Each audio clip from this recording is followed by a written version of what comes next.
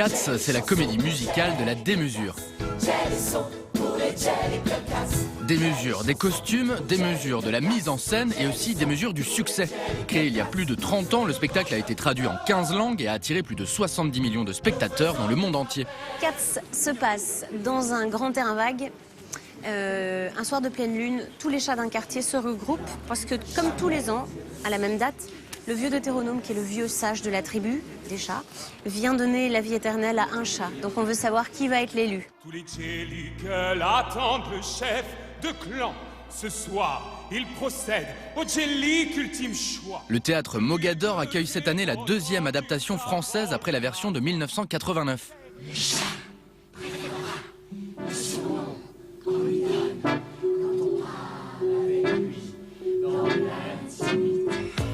Joué 9000 fois à Londres, plus de 7000 fois à Broadway, le musical créé en 1981 par Andrew Lloyd Webber, à qui on doit aussi Evita ou Le Fantôme de l'Opéra, est un des plus joués au monde. On vous explique les raisons d'un succès avec l'historien des comédies musicales Patrick Niedo, et on commence avec le tube phare Memory, devenu en français Ma vie, adaptation musicale d'un poème de T.S. Eliot.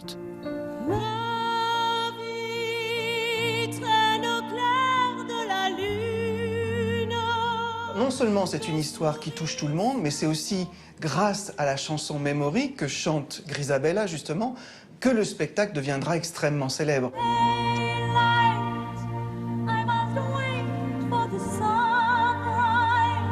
Andrew Lloyd Webber sait écrire des grands succès. Il a écrit Don't Cry for Me Argentina aussi, pour Evita. Il sait écrire une chanson populaire. Et en fait, Memory est véritablement une chanson populaire qui a été reprise plus de 150 fois par des artistes, y compris en France, par Mireille Mathieu, Richard Anthony. Et puis, il y a tellement de versions de Memory que les droits d'auteur sur Memory avoisinent les 10 millions de dollars.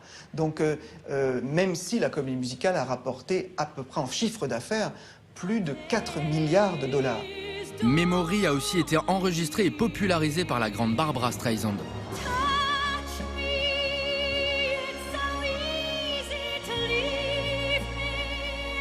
Mais ce n'est pas la seule raison du succès. À l'époque, Cats est aussi le premier blockbuster de la comédie musicale et augure une nouvelle ère des musicales à gros budget.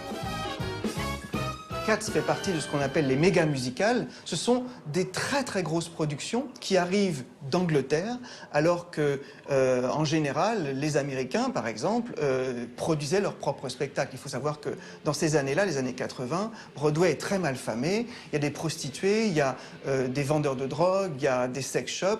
Et en fait, la plupart des familles ne vont plus à Broadway. Et c'est Cats qui va faire revenir les gens à Broadway. Et à la suite de ça, évidemment, refaire partir l'industrie de Broadway qui était en totale déperdition.